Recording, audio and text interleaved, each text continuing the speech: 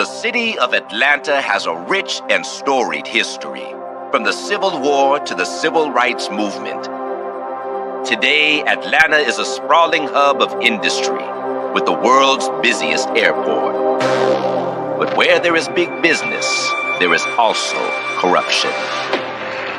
And for one local politician, a valiant attempt to clean it all up would lead to a shocking crime.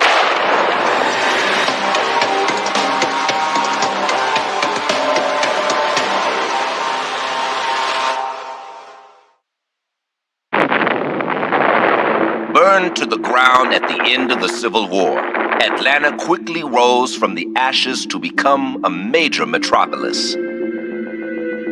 It's now headquarters to some of the world's largest companies and boasts elite universities like Emory, Georgia Tech, Morehouse, and Spelman. But Atlanta's rise to prominence has also been complicated by a history of racial tension. The situation was a lot different back in the 1960s. A lot different. All goes back to the race riots and the trauma of all that. We have a lot of history here. We have the birthplace of Dr. Martin Luther King. We also have Ebenezer Baptist Church, where he and his forefathers taught at.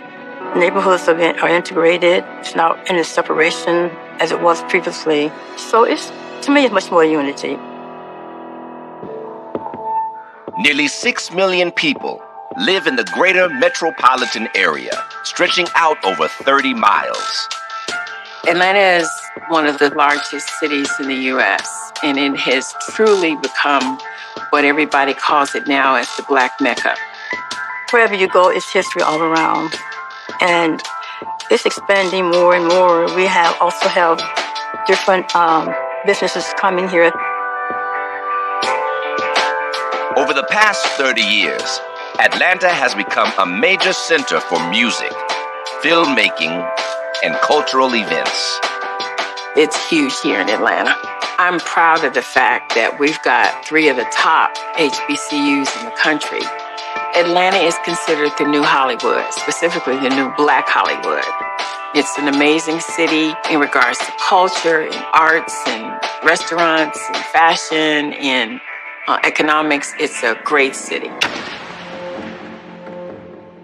But all of Atlanta's explosive growth would come with a darker side effect of corruption, scandal, and violence.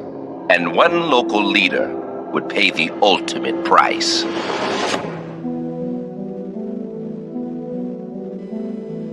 December 15th, 2000. Just after 11 p.m., the DeKalb County Police Department receives a frantic 911 call from a woman named Phyllis Brown.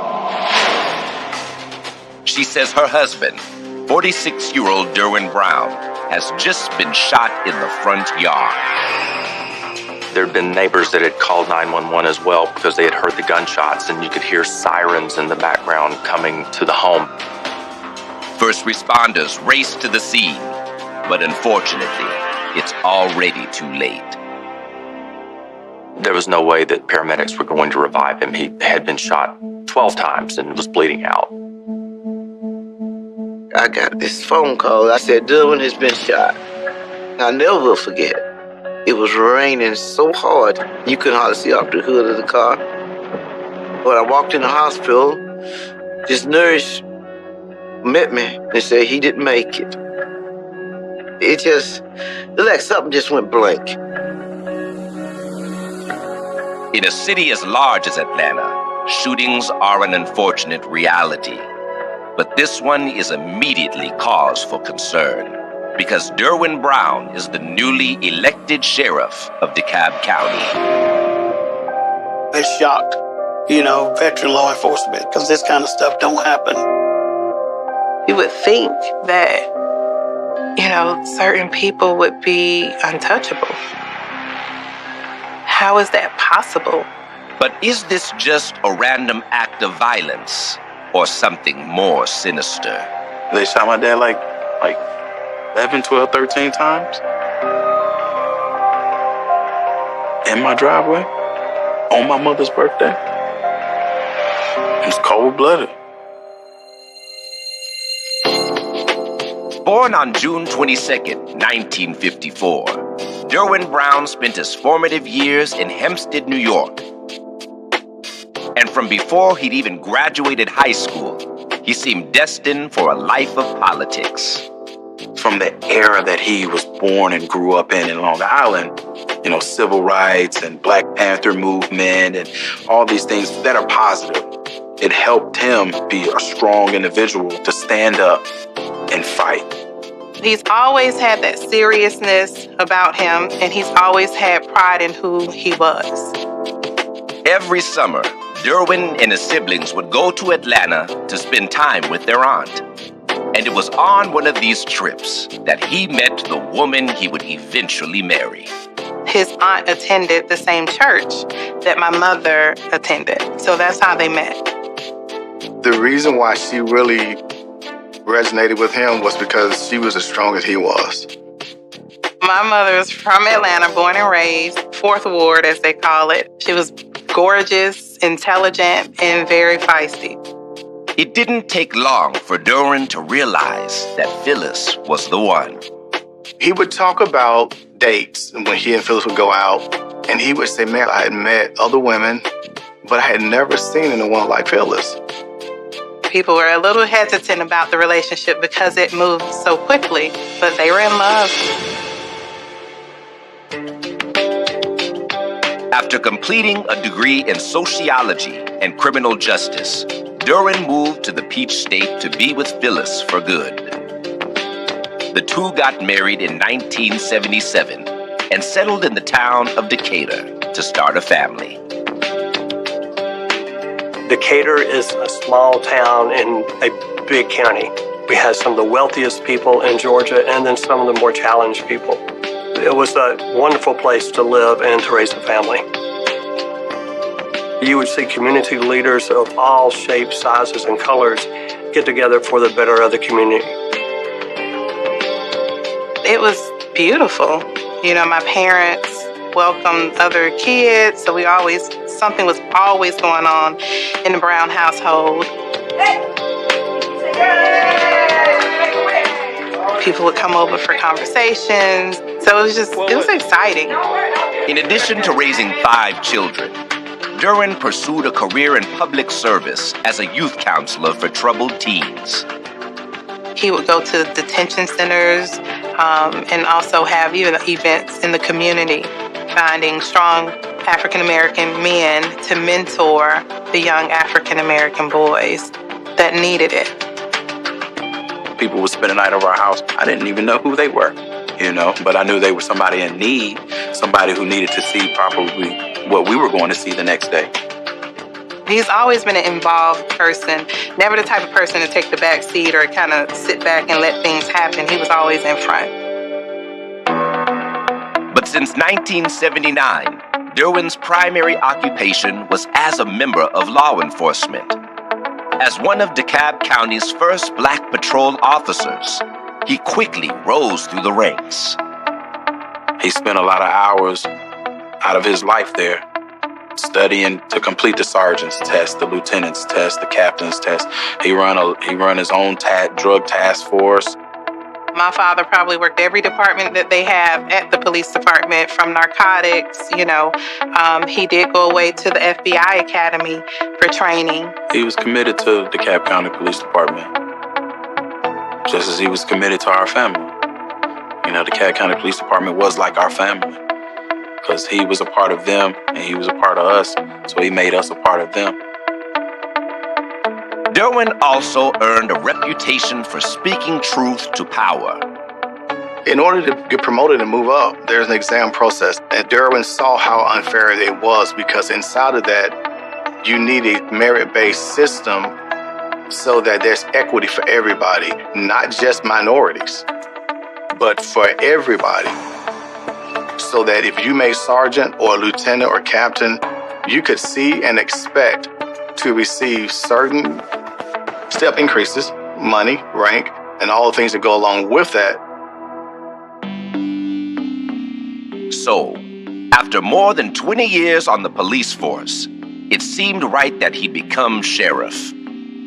He just saw how things were ran and, he just wasn't comfortable with it, wasn't happy, but he always vowed to go back and make a change.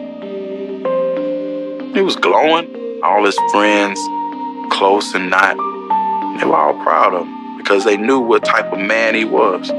He was a good man, put in a good position to be able to help a lot of people. But he would never get that chance. 3 days before he was to be sworn in, Derwin has been murdered in his own driveway. He was everything to us. Our family fell apart that night, literally. Minutes away from downtown Atlanta is the quiet enclave of Decatur, Georgia. While homicides in the metro area remain high, this small community is safe by comparison. Decatur is an old, wealthy enclave. It's progressive, probably more liberal than a lot of places in Georgia.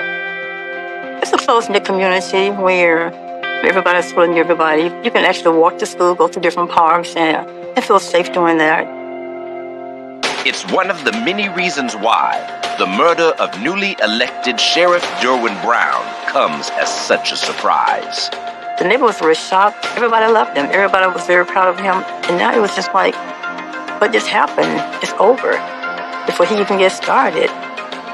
It was a surreal moment. I mean, my phone started ringing off the hook with colleagues and friends and saying, did you hear Derwin Brown was murdered? Derwin Brown was murdered in his driveway. Who in the world would have done this?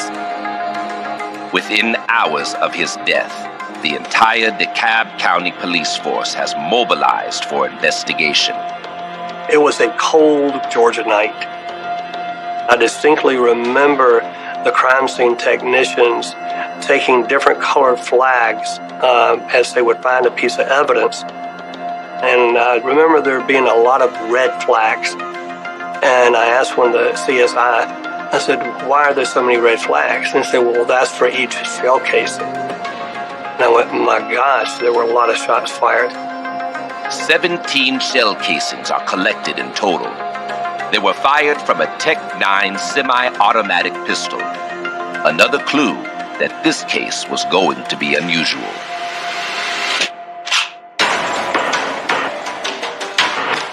A Tech-9, it seemed pretty gangster, The Tech-9 is a very unusual weapon of choice. It can have up to 22 rounds, and it's usually associated with organized crime and street gangs. So it was very telling for the police when they discovered that that type of weapon was used to assassinate Derwin Brown. It was pretty obvious. This wasn't a random shooting at all. I mean, this was a kill you dead shooting. However, the shell casings are the only pieces of evidence Derwin's killer left behind. Investigators immediately issue a bolo alert for the gun before sitting down with Derwin's wife Phyllis to get her account of what happened. Phyllis tells police that she and the children had just come home after celebrating Derwin's graduation from a sheriff's training program. The Peace Officer Standards Training Program is an intensive 6-week course, and you stay there at the location. It involves management, things that are not typically taught to your standard police officer. Phyllis and Brandy, their daughter, had taken a separate car down there. It was exciting. I can just remember just crying. I was just so happy for him, There was a celebration that some of the workers from the campaign had put together. We came home for a brief stint and went straight to the celebration. He was to be sworn in the next Monday morning, so there were a lot of well-wishers there. Derwin was the last person to leave about 11 o'clock that night. A little while later, Phyllis and her son Robert heard Derwin's car pull into the driveway. He would never make it inside. I remember Phyllis telling me that, they heard his door close and knew that he was out front. And moments later, bullets started raining down. It sounded like firecrackers. and then it registered it's not firecrackers. And so she looks out the window and she sees my dad's car. She peeked out the window and totally expected that Derwin was going to be crouched behind one of the cars, that he too had heard the gunshots from next door. Derwin didn't carry a gun that often, so he probably was not armed. When she opened the family room door, Derwin had made his way all the way to the front steps. But when she bent down, Derwin was dead. Phyllis doesn't recall seeing anyone fleeing the area. Most law enforcement officers, the first thing that they're going to do is talk to neighbors or witnesses or do what we consider a canvass. And that's basically talking to anybody in the area that may have witnessed something or heard something, because that information is evidence as well. And unfortunately, there don't seem to be any other witnesses. It's like a dead-end street. And there's only 2 houses to the right of my parents' house, and then there's that dead end. But detectives are aware that Derwin had made plenty of enemies on his way to becoming sheriff. Especially since his election campaign promised to clean up corruption in the department. You've heard the phrase absolute power corrupts absolutely. That's essentially what you have in the sheriff's office. It's one person being in charge of a multi-million-dollar budget, $30, $40 million a year. And when you have that much authority and that much money, it's really easy to be corrupted. We had, I believe at the time, 9 Georgia sheriffs who had been indicted and prosecuted for various acts of corruption. Derwin Brown, this way of doing things was so phenomenal that, and doing this, he also got some other people on board with him because it was so very obvious what was going on in the sheriff's office throughout the years. My father saw it, he investigated it, and he knew that something had to change. In 1996, hosting the Olympics put Atlanta on the center of the world stage. But a deadly bombing would put the city on edge.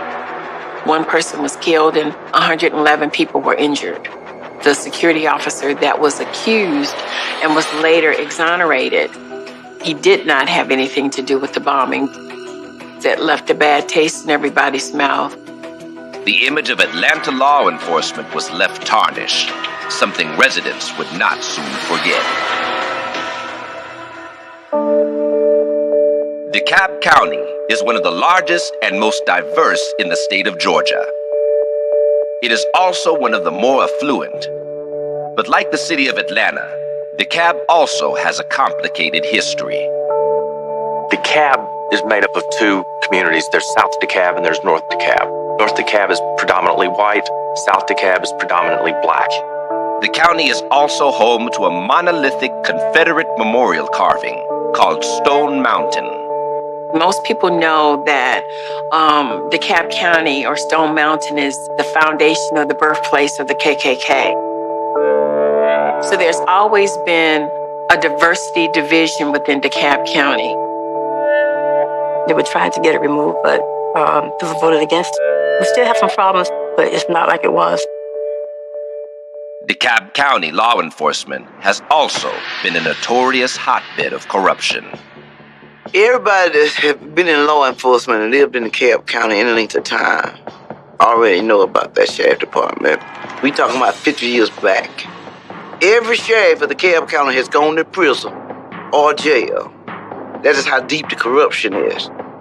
It had such a good old boys mentality and spirit. I mean, if you had money, you could exchange money for contracts and favors. Everybody knew that. By the late 1990s, however, political power in the area had begun to change hands. What happens in communities when you start seeing a demographic shift, usually the political shift follows it. You had a sort of white political structure that was governing white county commissioners and a white sheriff, and that all changed. We elected an African-American A lot of African Americans were very encouraged by that. They said it's finally our opportunity to be successful in politics and in commerce. When Derwin Brown won his bid to become sheriff, he vowed to clean up the office once and for all. Derwin Brown was also aware of the fact that it was corruption in that department because he was once a part of that department and knew the ins and outs of that. Derwin Brown also was very dedicated to his job, very dedicated to his family, and very dedicated to the people of DeKalb County. You're fighting for your people and you're fighting for what's right. And he didn't waver from that. So as news of his murder becomes a national story, DeKalb County gets an interim sheriff, and investigators are feeling the pressure to find his killer. They sought to bring in some of the top law enforcement individuals within those different organizations, the GBI, the FBI, the DOJ, to make sure an objective investigation was going to be conducted because they knew all eyes were on them. I got a phone call, which midday following morning said, hey, come to headquarters, chief's formed the task force, and you're in it. We knew it was not domestic. We knew it was not a robbery gone bad. There are multiple people with motives to assassinate the sheriff-elect. And one of the first people the task force decides to look into is the former sheriff, 59-year-old Sidney Dorsey. Because that's who Derwin Brown defeated in the election.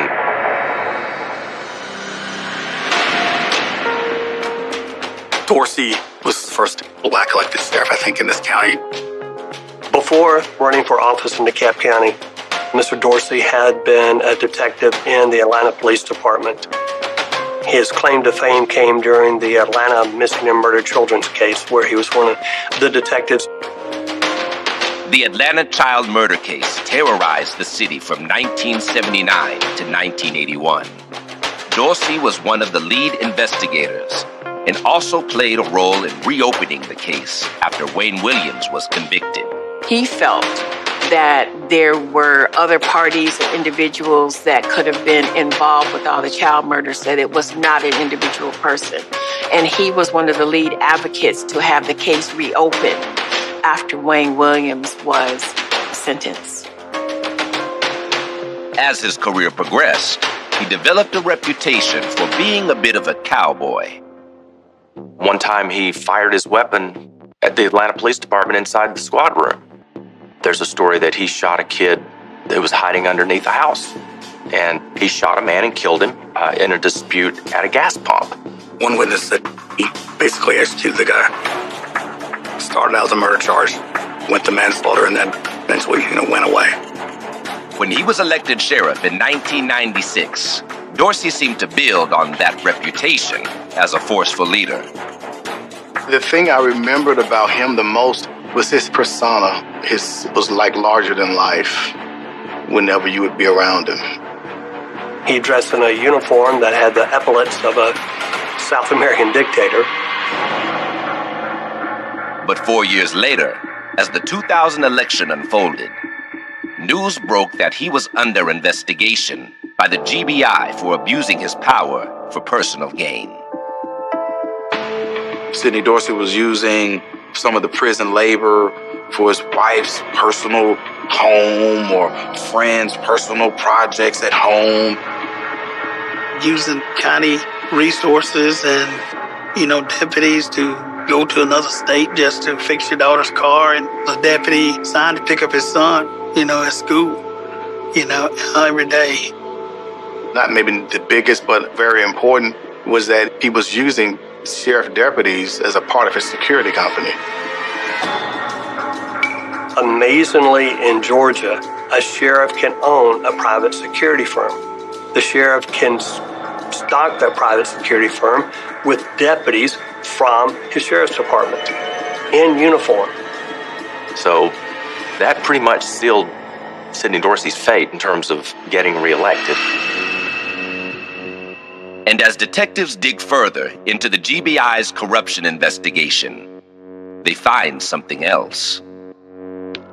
It was during that time that a female informed me that The sheriff had offered her a position as the first African-American female bondswoman in DeKalb County, but she had a tough price to pay for that position.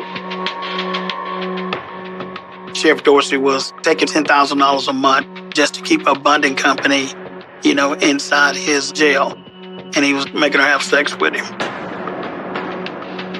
Surprisingly, she claims that Dorsey didn't have any plans to give up his title.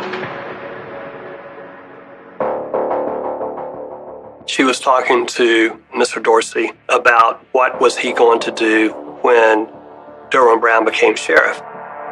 And in her words, she said that Sheriff Dorsey told her that Derwin Brown would never become sheriff. And she said, "Why do you say that, Sidney?" And he went like this and didn't say anything else.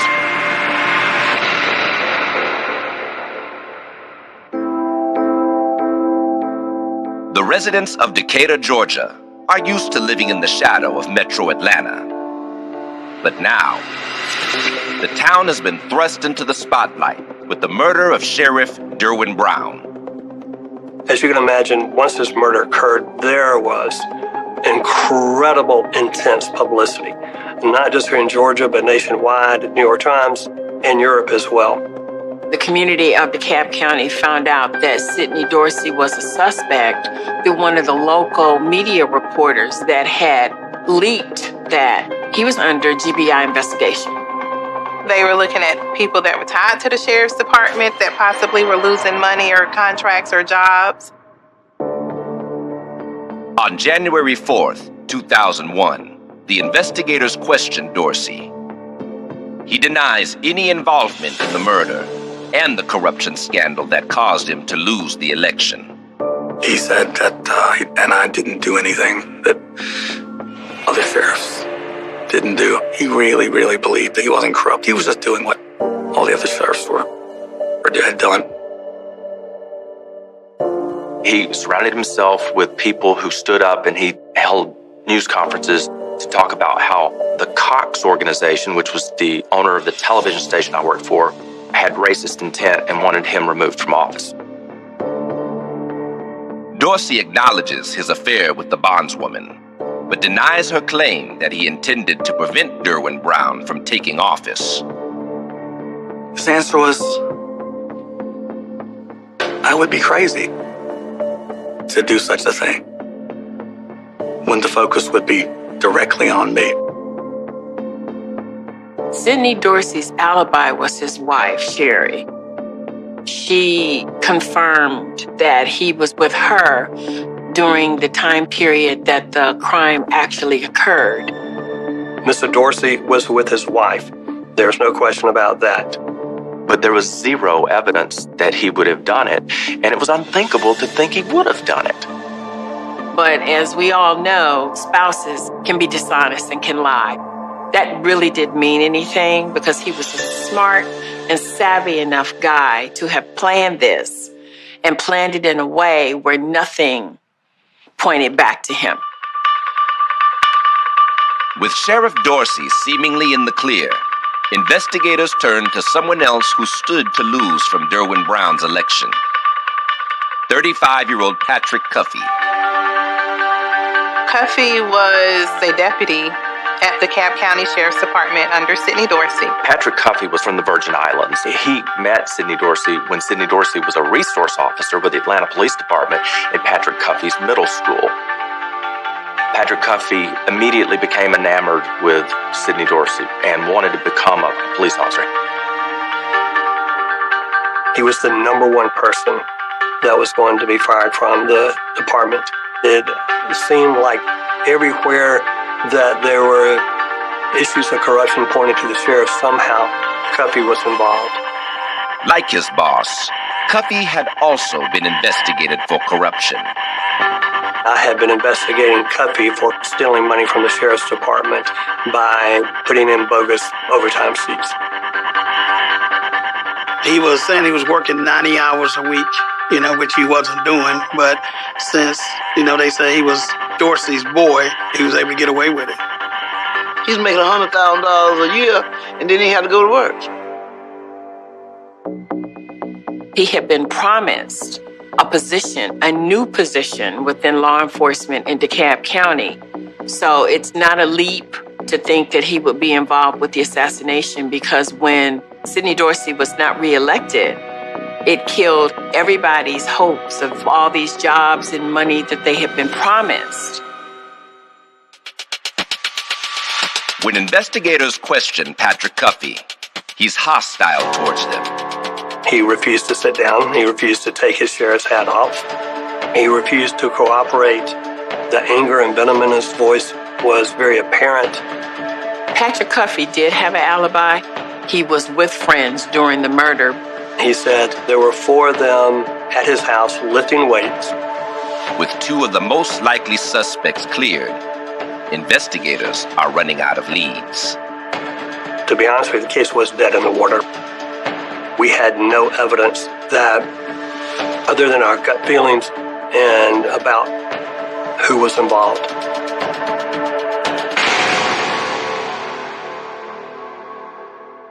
As the weeks turn into months, the task force conducts more than 300 interviews and posts a reward for $71,500. Then, in March of 2001, 3 months after Derwin Brown's murder, investigators finally get a break in the case when their number 2 suspect pops back up on their radar. Patrick Cuffey had lost his job at the sheriff's department, so he had no means of income. And so he had connections to people that sold marijuana. He made arrangements with some people he knew to transport a bale of marijuana from the islands into the States. And Patrick Cuffey had to come up with the seed money to get the marijuana into the country. It was the last money he had. He got double-crossed. The people that he did the dope deal with never delivered the dope. There's a shootout at Patrick Cuffey's house. Multiple shots were fired, and in the middle of all of this, 1 person was killed. The police went out and arrested Patrick Cuffey.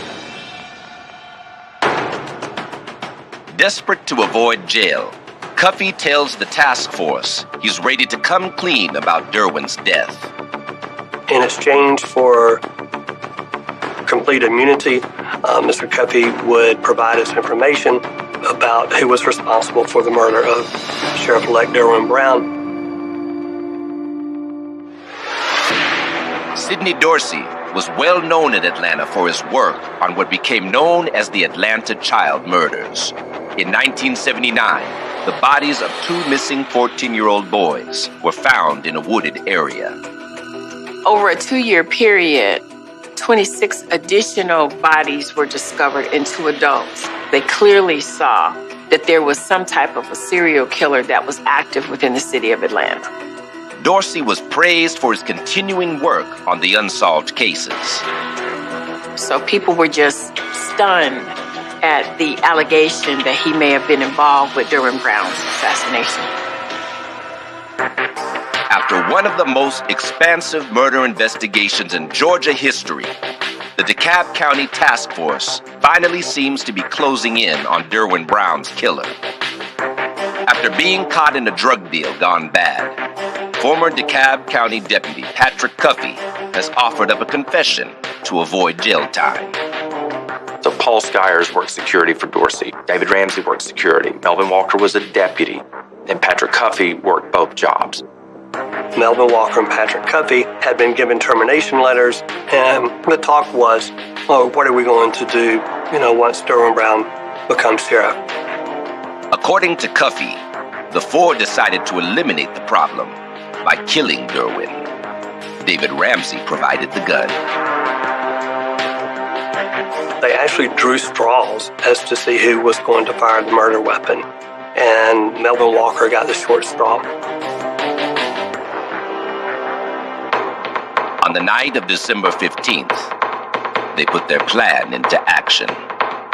They hid at a house across the way from Derwin Brown. They unscrewed the light bulb so that they wouldn't be seen there. Paul Skyers was the getaway driver. He stayed in the car when Ramsey, Cuffey, and Walker went to the house. When they seen my father walking down the driveway, that's when they pursued him. Walker had the Intratec 9, and Walker fired all the shots.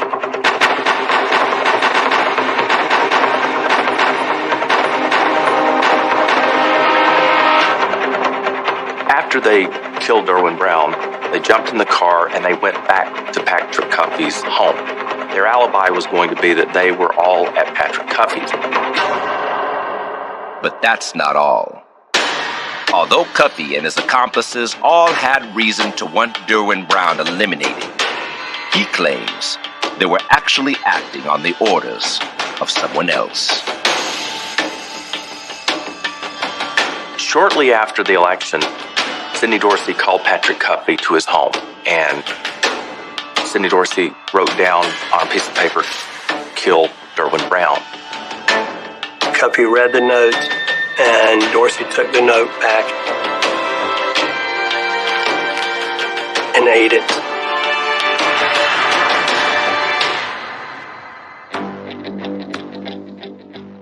Cuffey told me that Dorsey had convinced them that he was truly a person that was harming the community. And the night they killed Derwin Brown, they hated him. They wanted to end his life. Paul Skyers is the first to be arrested. Like Cuffey, he makes a deal for immunity in exchange for his testimony. He even tells investigators where they can find the murder weapon. He had dismantled the Intratec 9, threw it down a sewer, and we were able to bring the parts back up. Unfortunately, we were not able to assemble it to fire it, but there was an Intratec 9 that certainly could have been the murder weapon. On December 17th of 2001, almost a year to the day after Derwin Brown was killed, Melvin Walker and David Ramsey are indicted. But on November 30th, Sidney Dorsey surprises everyone by turning himself in. They made him do a perk walk, and he was in the orange jumpsuit and shackled. That was a sad day in DeKalb County history. A sitting sheriff assassinates or orchestrates the assassination of an incoming sheriff who beat him out of office. While Dorsey continues to fight the charges, Melvin Walker and David Ramsey are tried in 2002. The strategy was first to prosecute the shooter and the accomplice based largely on the testimony of Mr. Cuffey and Mr. Skyers. We had the corroboration, we had a gun, we had the person who actually sold the Intratec 9 to Mr. Ramsey. But their primary witness, Patrick Cuffey, unexpectedly backs out on his deal. He was defiant, and he argued with the defense lawyers. You're insulting my intelligence. Who are you to not believe what I am saying? As a result, Walker and Ramsey are both acquitted. It was a devastating blow to us. The Atlanta papers called for my resignation. The city of Atlanta and the district attorney's office are both reeling from the shocking acquittal of the two suspects in the murder of Sheriff Derwin Brown. As a reporter, I had no confidence that Sidney Dorsey was going to be convicted. I felt as though, without physical evidence, the jury would send a man to prison for the rest of his life. In the weeks leading up to the trial, Dorsey's lawyer asked for a change of venue. The pretrial publicity in this community and the Atlanta media market was overwhelming. And I think it would have been hard to get a fair and unbiased jury from either side. The request is granted, and the trial is moved to Albany, Georgia, 180 miles south of DeKalb County. Albany, Georgia. It's a very, very different place than DeKalb County, Georgia. It's a much more rural community. Law and order is much more respected there. In June of 2002, Sidney Dorsey's trial begins, and prosecutors employ a new strategy. Instead of focusing solely on the murder, they include charges of widespread corruption as well. We had two trials The first case was going to be the racketeering. So we spent the first week and a half solely trying a racketeering case. They had the evidence that they needed to be able to charge him with corruption and racketeering. They just didn't have what they needed in regards to being able to charge him with the murder of Derwin Brown.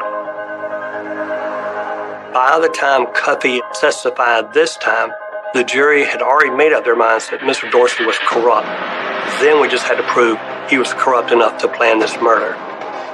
They presented a much more toned-down Cuffey. He wasn't as quarrelsome, and they didn't change the case at all in terms of how the murder went down.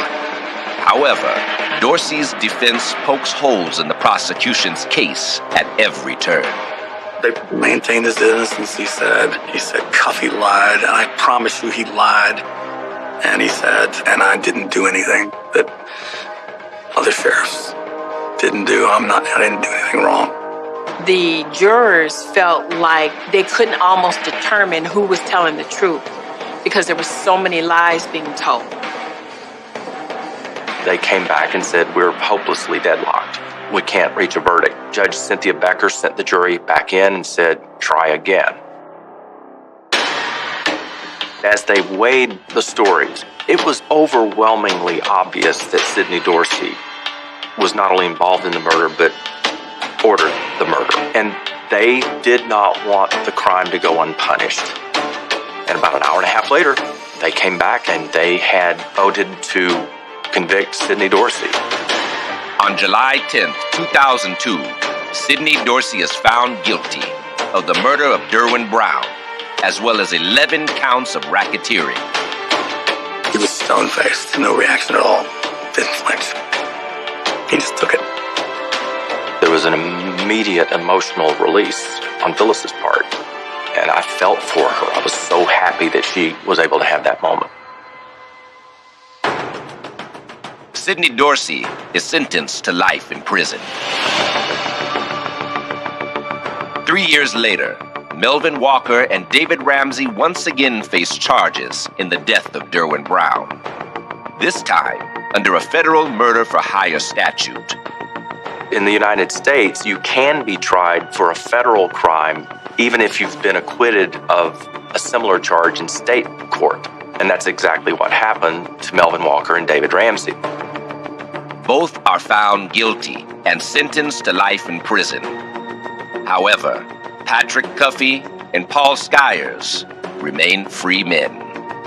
It's hard for me to feel like some justice has come from it because you still got Cuffey and Skyers walking around, living their best life wherever they are. It makes me no different because they already done killed my father. Man took the best thing I had, and it's gone. Ain't no coming back from that. Justice may have been served, but for the people of Atlanta, it was a bittersweet victory. Derwin Brown will always be remembered as a man who died trying to make a difference in their lives. He would have made the DeKalb County Sheriff Department the role model of this whole state of Georgia. I want people to remember the love that he had for the people. Because all in all, this was what this was all about. He wanted to make sure that DeKalb County citizens were being done right. And that's what he died for.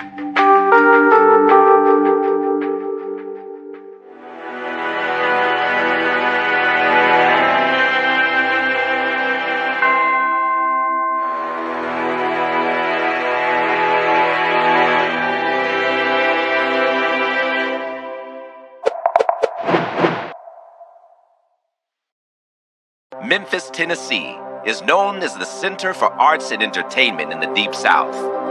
But in 2010, the city lost one of its hometown heroes in a hail of gunfire. The mysterious death of the beloved NBA superstar would confound police for years and bring an entire community together in the search for justice.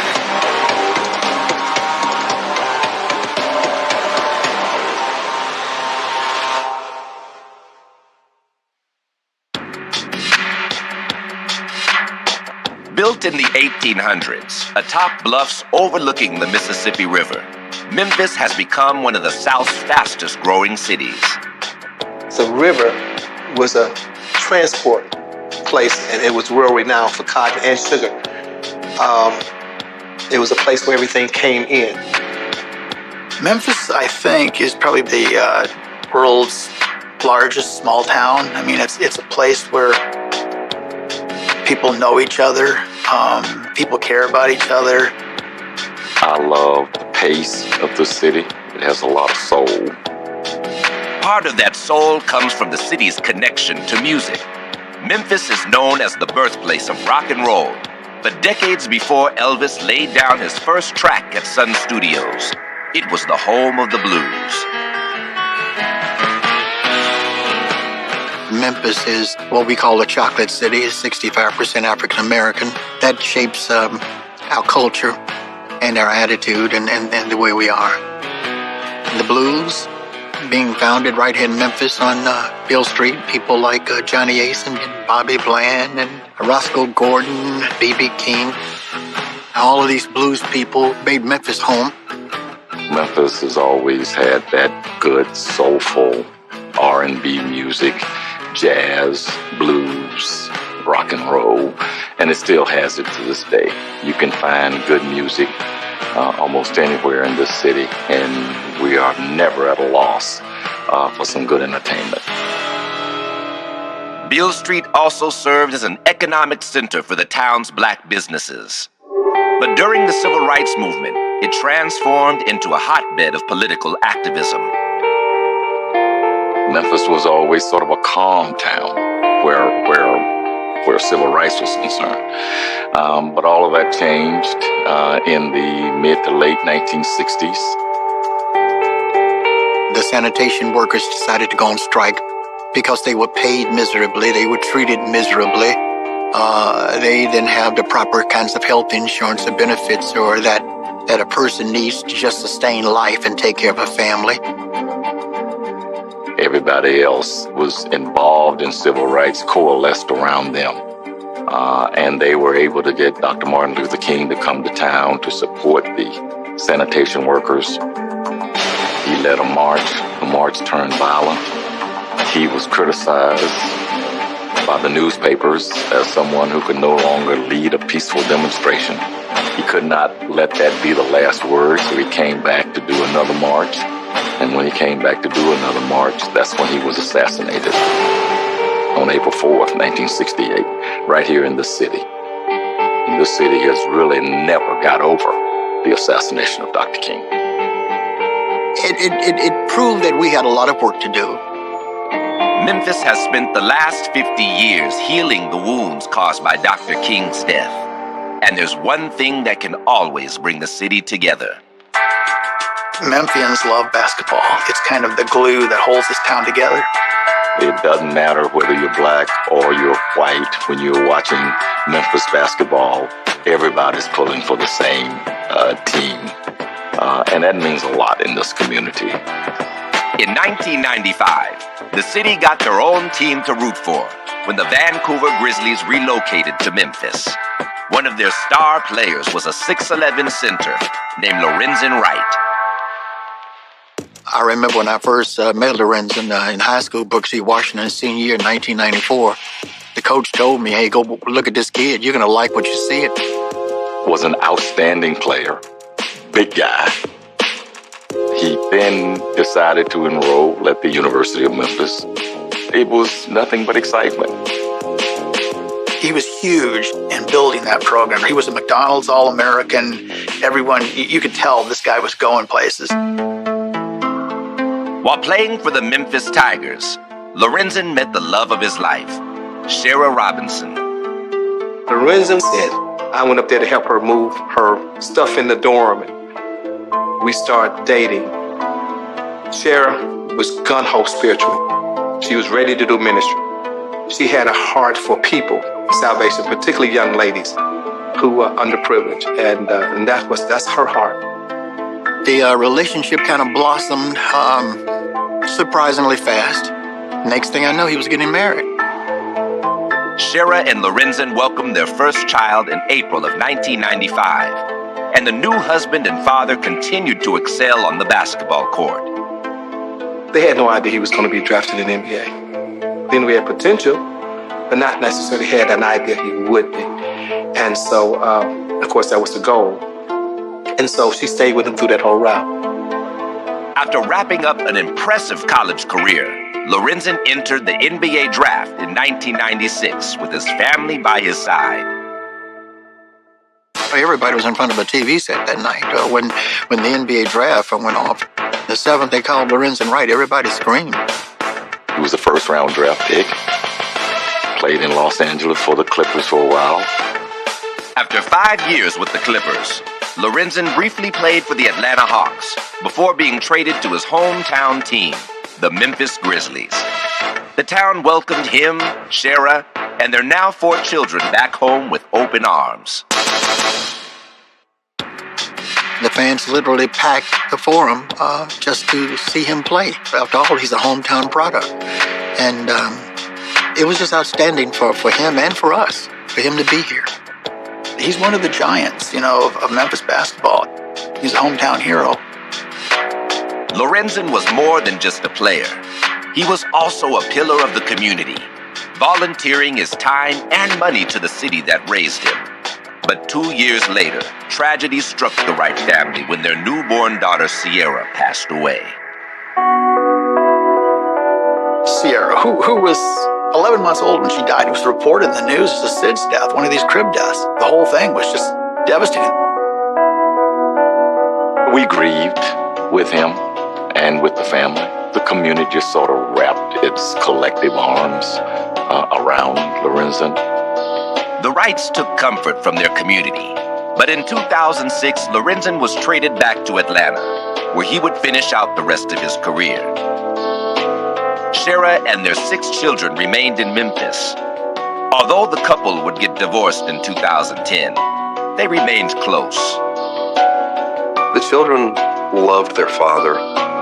They would spend whatever time they could with Lorenzen in his apartment in Atlanta. After Shara and Lorenzen were divorced in February of 2010, they continued to be in contact, not only about the children, but also romantically as well. In fact, the children told us that Lorenzen had proposed to Shara and wanted to get married to her again, and that she had said yes. But before Lorenzen and Shara could renew their vows, the former NBA center suddenly vanished without a trace. July 18th, 2010, Lorenzen travels to Memphis to attend his sister's baby shower. Lorenzen was living in Atlanta at this point. So the first thing that he does when he gets back to Memphis is go around town and visit his friends before he goes to visit his kids. My nephew, Phil, he actually picked Lorenzen up and took him over to Shara's house. Lorenzen spends the evening with the children and leaves before midnight. But the following day, friends realize he's not answering any of their calls. I got a call from Shara. Night, ain't heard from him. Have you heard from him? No. Nobody pushed the panic button because it's so easy for NBA players to say, hey, let's meet in Vegas tomorrow. We'll be at the Caesars Palace. 14 to 15 guys to go jump on a plane. And we're talking about a grown man who, at that point, was up in age, and how could he be missing? I mean, did he just drop out of sight? We didn't think that was possible. As days continue to pass, his loved ones begin to worry. After the 3rd day of saying he's missing, me and Shara both were like, something wrong, this is different. That then became the top concern in this town for everybody. Where is Lorenzen Wright? And what happened to him? The answer would confirm everyone's worst fears. Journey on 911, where's your emergency? Hello?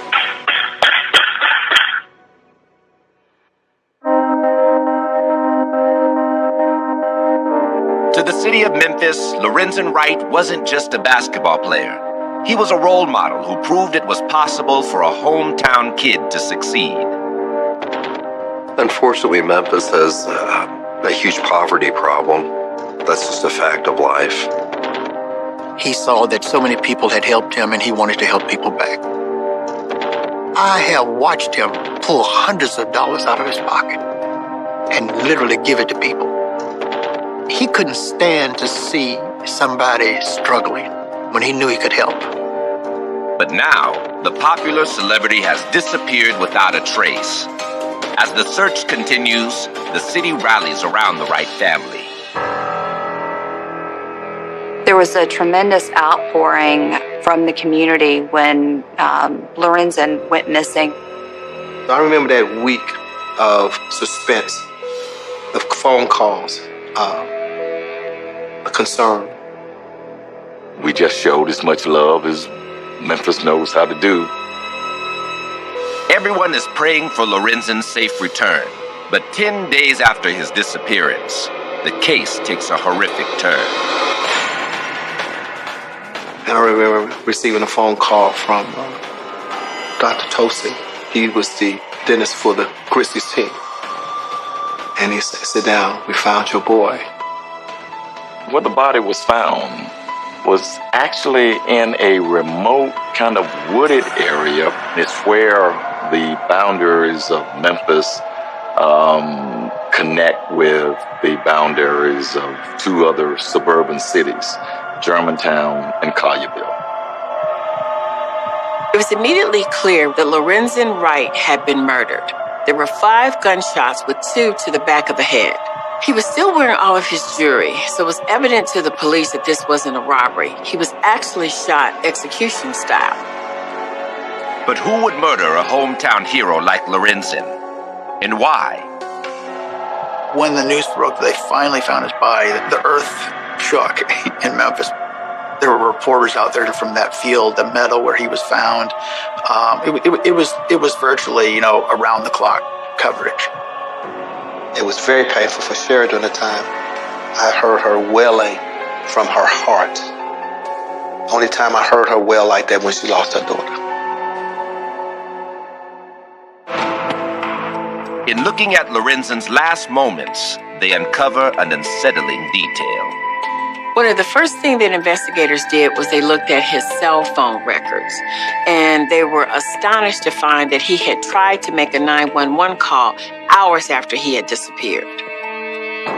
Lorenzen made a panicked last-second call when he sensed that he was in grave danger, and you can hear the gunshots in the background. Georgetown 911, where's your emergency? Hello? Hello?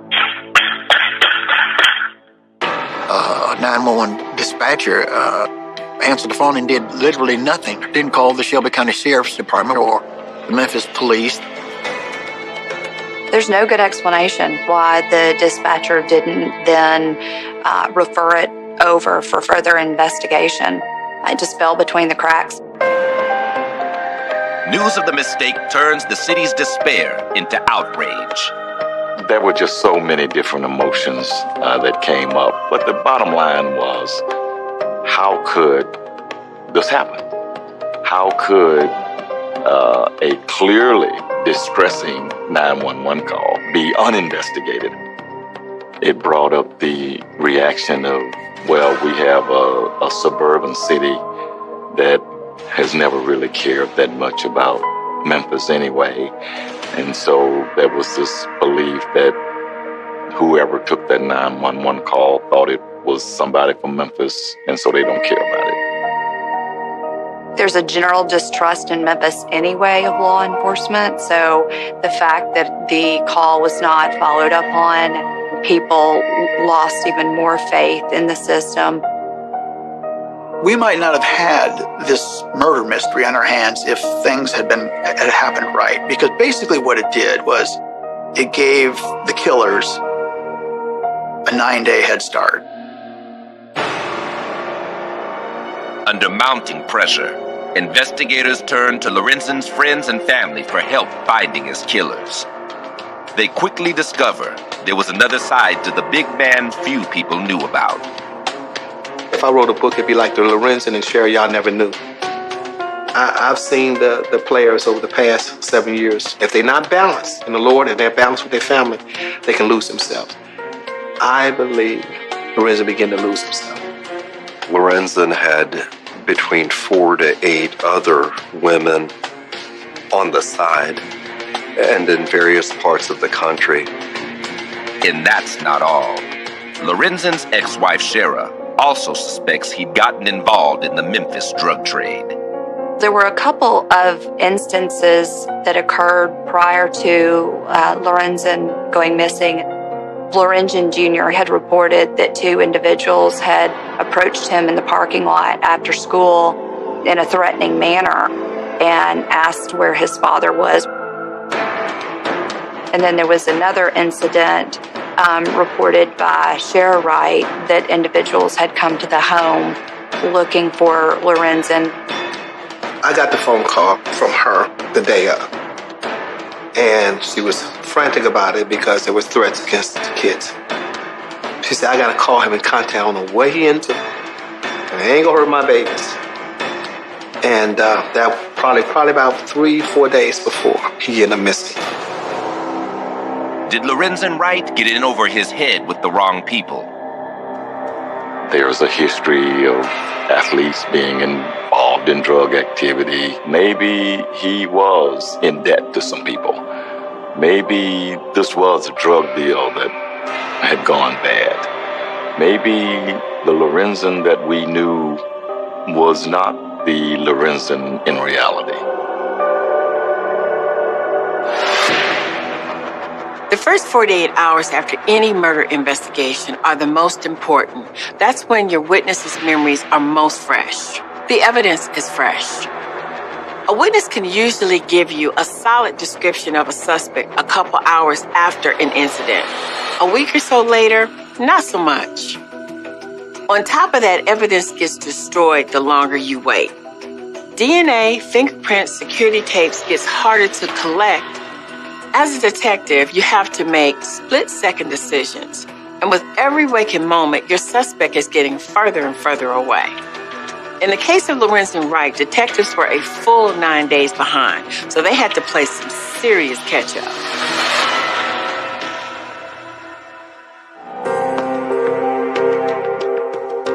Memphis isn't a town many would associate with violent crime. But in 2010, the city's murder rate was nearing an all-time high as authorities grappled with an escalating drug problem.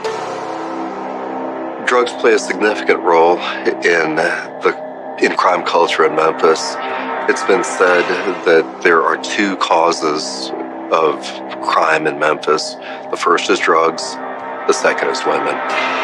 So virtually all homicides in Memphis are a result of one or the other.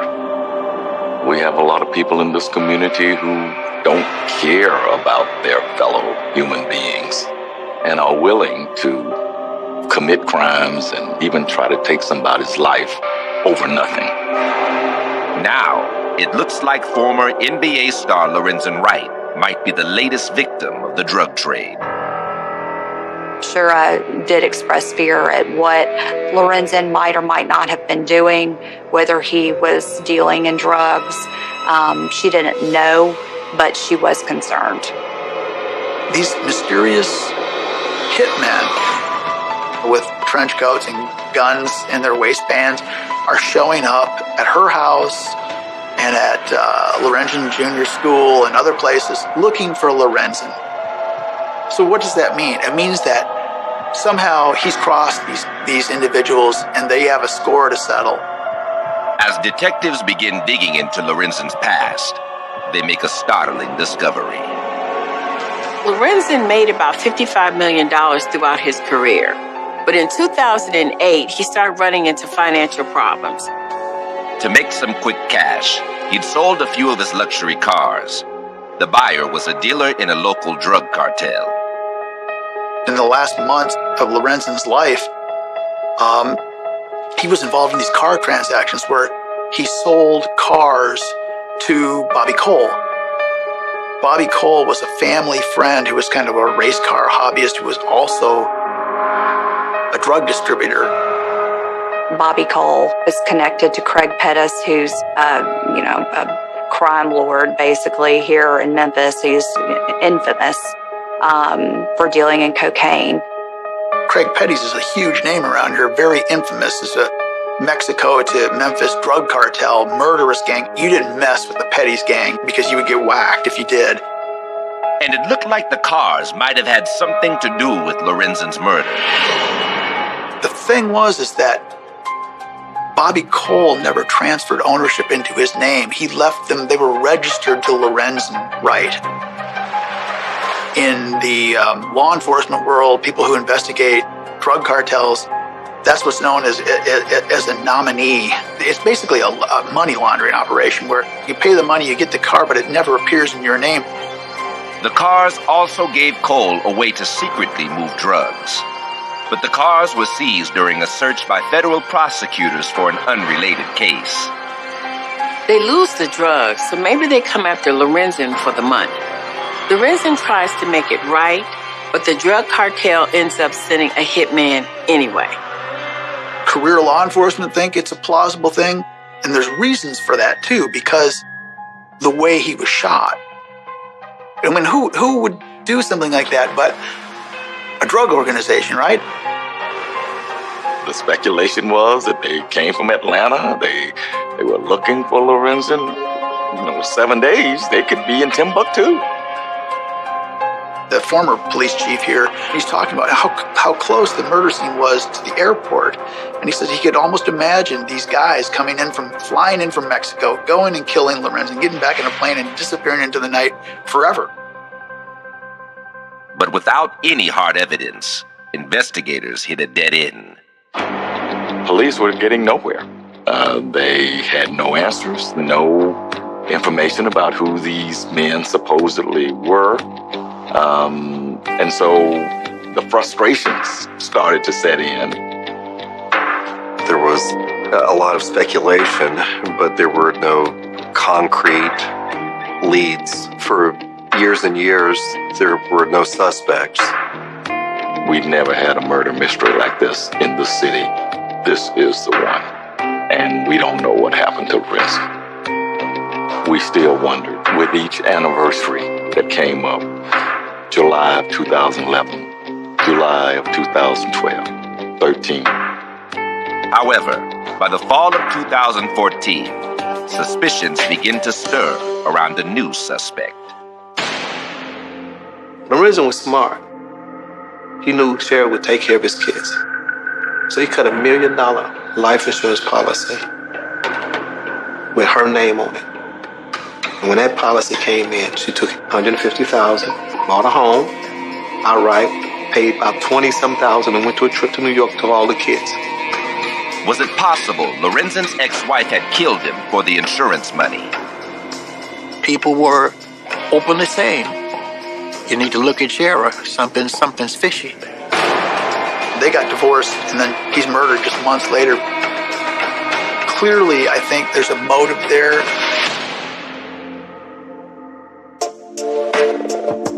During their marriage, Shara and Lorenzen Wright had been one of Memphis's most recognizable power couples. People wanted them at their parties, at their gatherings. Anywhere they went out in public, they were noticed. But now, rumors are spreading that Shara could be involved in her ex-husband's murder. There were a lot of people who were saying that she's just not being honest about this, that she knew more than what she was telling. That was open discussion on talk shows in Memphis. People on the radio. People who even knew her better than I did.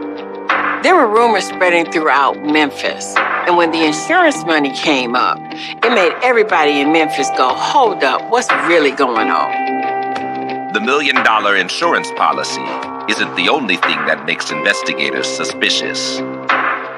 By that time, a lot of the accounts had come out about her having a bonfire in the middle of July in her backyard. Was Shara destroying evidence? Or just enjoying a summer night in her own backyard? What Shara said was she had an outdoor chimenea, like an outdoor ceramic fireplace that she would light every night just for the ambiance of it. So it wasn't a bonfire per se. It was just an outdoor chimenea that she would light all months of the year. You want to give her the benefit of the doubt, too, because she's portraying herself as a kind of a grieving mother. There was just that uncertainty. Witnesses say she had a bonfire on the day of Lorenzo's disappearance. It was 93 degrees in Memphis. Unless you're trying to get rid of evidence, nobody has a bonfire in the middle of July. Shara only adds to the controversy when she publishes her debut novel in 2015, titled Mr. Tell Me Anything. It's a fictionalized account that's essentially based on her relationship with Lorenzen Wright. It's a woman that is dealing with a philandering husband who is abusive and his subsequent murder. It's just bizarre that it's so close to the actual story of their life. The parallels are just uncanny. When you get into some of the volatile nature of the relationship, that's when it gets really interesting. It's almost like a confession, that written probably partly in code. O.J. Simpson wrote a book where he said, "If I had done it." This was a "if I had done it" book. Once Shara's book hits the shelves in Memphis, the city turns against her. She became a pariah in this town. And again, people thought that she was hiding something, that she was teasing us in a way, that she was manipulative, that she was not the person that she appeared to be. It's not enough for police to bring charges, but over the next 2 years, their suspicions continue to grow. In 2015, I interviewed Tony Armstrong, who was the police director. Usually these guys are so guarded. You go talk to a cop, and they're like, they don't want to tell you anything. He willingly did the interview. He all but accused her of this. Shara suddenly picks up and moves to Houston with a new boyfriend. And then she leaves him for another guy in California. She wanted to get away, I believe, and try to put this all behind her in some fashion. And that's what she tried to do. Then, in 2017, investigators finally get a break in the case after receiving a tip. A lot of us got word that something was brewing and the police department was about to make a big announcement. Later that same day, they announced that they had found the gun in a lake in Walnut, Mississippi. They do ballistics tests, and the Tennessee Bureau of Investigation does, and they match the shell casings that were found around Lorenzen's body. The finding of the murder weapon really changed everything. I remember saying, this is going to crack the case. Primarily because there was no way for the police to just accidentally stumble upon a gun in a lake in remote northeast Mississippi without someone who was actively involved in the homicide itself telling them exactly where the gun was. To investigators' surprise, the gun isn't linked to Shara Wright or a drug cartel. Instead, it's registered to a 48-year-old church deacon named Billy Ray Turner. I knew nothing of Billy Turner. I had never heard of Billy Turner before. My initial reaction was one of being totally baffled. What's going on here? In some cases, the police have no other option than to offer a plea deal if it's going to lead to catching bigger fish. The criminal can receive a reduced sentence or even immunity if the evidence can be used to prosecute someone else. You would think that most cases end in a trial, but over 90% of the cases in this country end in plea deals. You never want to let someone off the hook who's committed murder, but if it means being able to put everyone involved behind bars, sometimes it's worth it.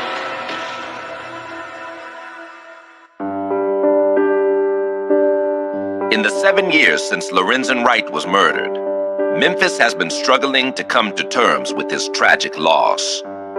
For a person who was as high profile as he was, and he had played in the National Basketball Association for over a decade, and for him to be killed, the case had generated a lot of publicity. Because the community wanted to have the answers. It was awfully frustrating for people who wanted to know what happened and wanted to see somebody punished for it. And in November of 2017, police finally find a piece of evidence that may lead them to his killer. Finding that gun brought everything about this case back to the forefront. In the minds of the law enforcement, that was the piece, the critical piece that they needed. We were ecstatic because we'd waited so long for some news about who did this to Lorenzen. At first, investigators find it hard to believe that the murder weapon belongs to local church deacon Billy Ray Turner.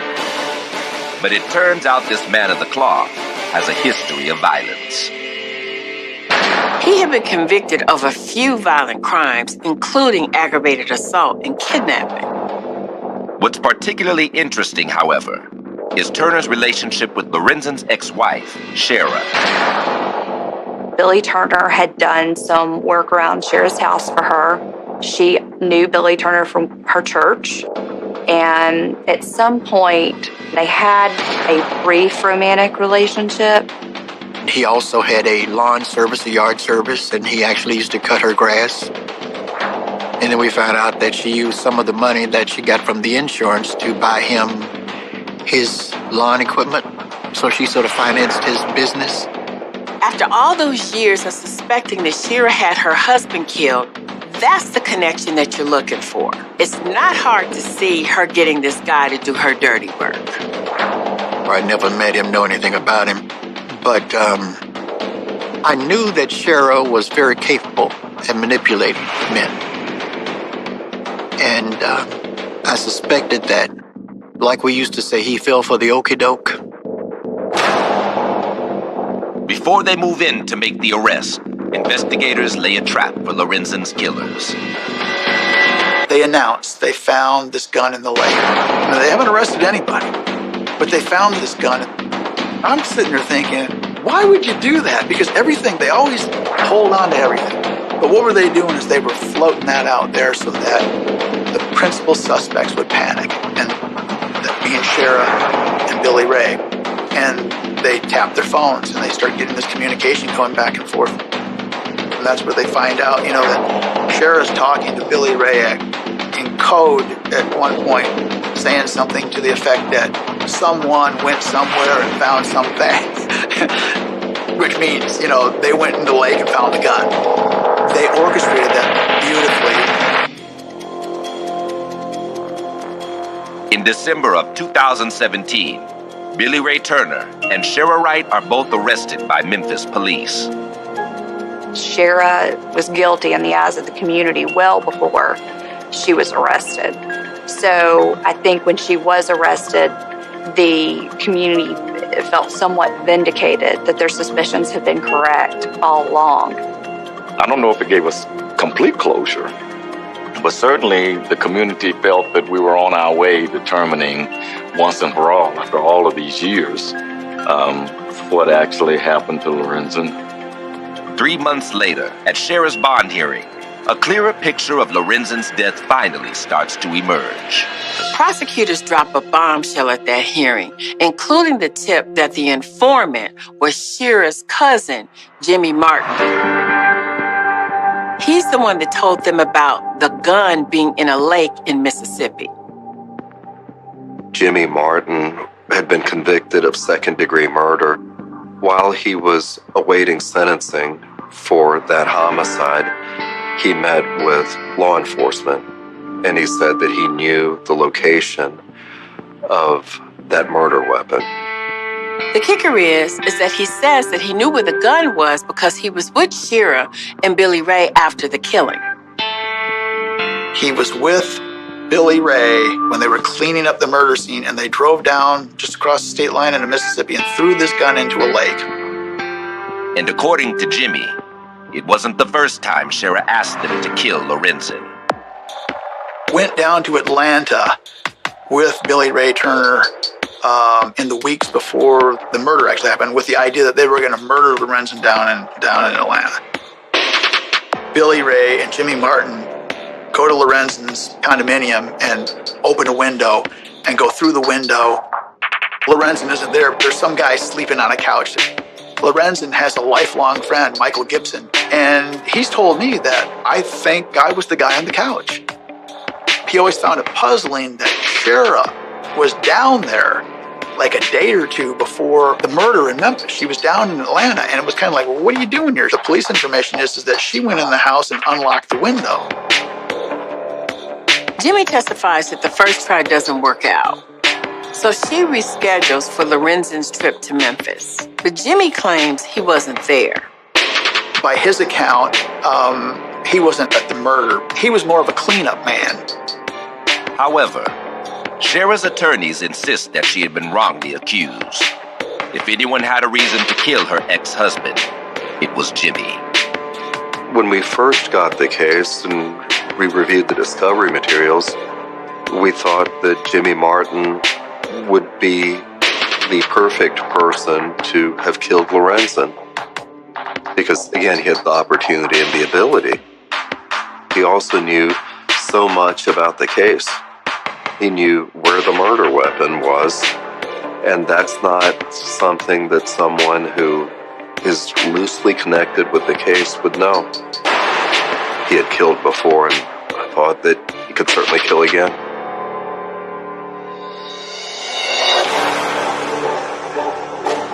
After nearly a decade, Memphis police have finally charged 2 people with the murder of hometown hero Lorenzen Wright, his ex-wife Shara, and her rumored lover, Billy Ray Turner.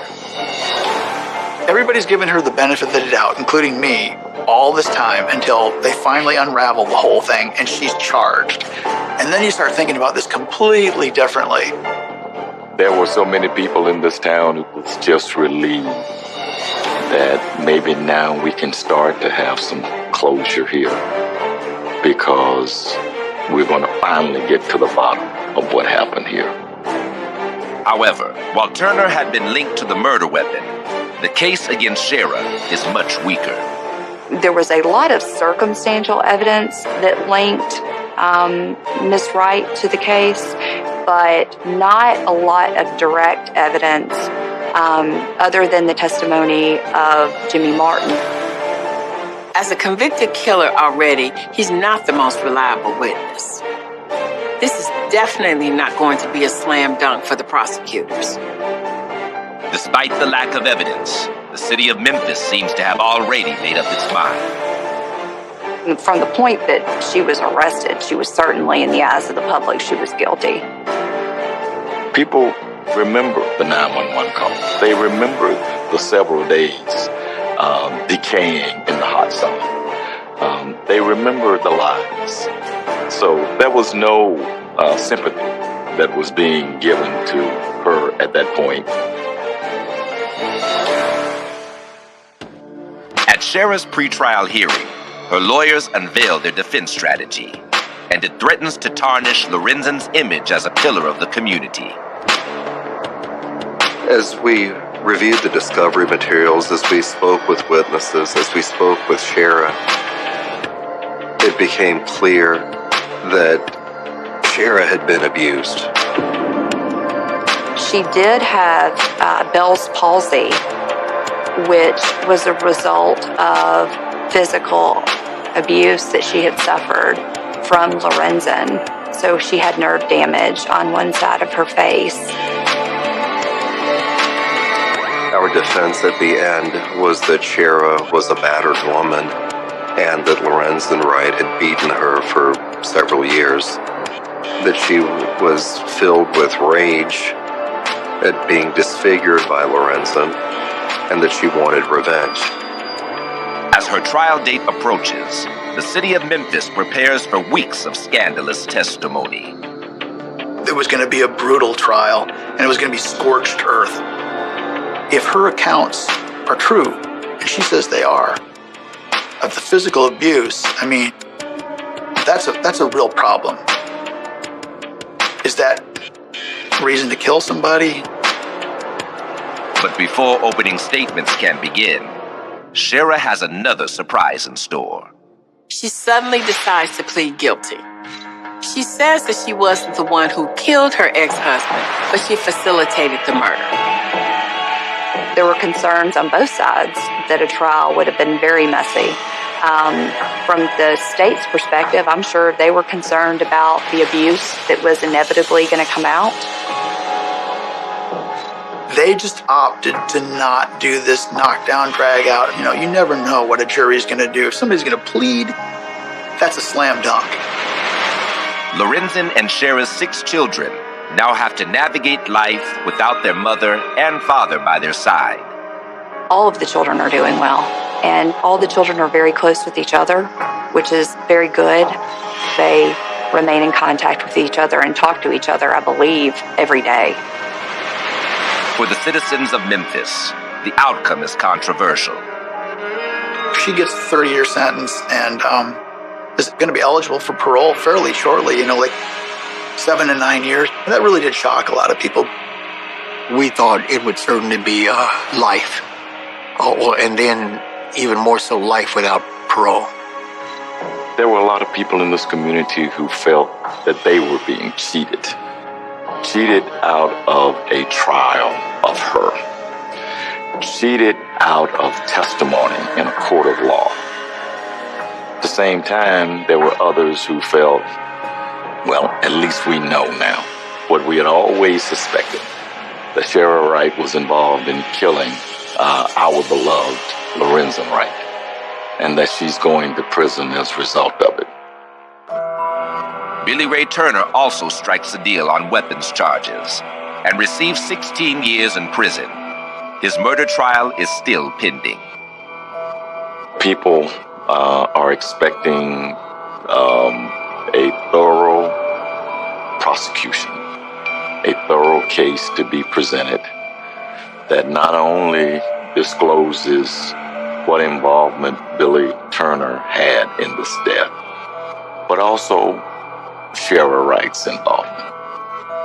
Shara has no plans to testify against Billy Turner. With that said, Shara does not have a Fifth Amendment right to remain silent any longer. So if the state of Tennessee subpoenaed Shara to testify against Mr. Turner, she would have to testify. People are going to want to get the answers that people have been craving in this town for almost 10 years. While the truth about Lorenzen Wright's death may never be known, his family and his fans will always remember the man he was, on and off the court. When I look back on this young man, a phenomenal basketball talent, a caring young man, I can't help but have a sense of loss. People come up and tell you things like, you'll get over it. That's not true. When you lose someone you love, you never really get over it. You learn how to adapt. We deserve to have full closure of this case. We deserve to move forward past this, knowing that justice was done. And until that happens, I don't think that we will ever be really completely satisfied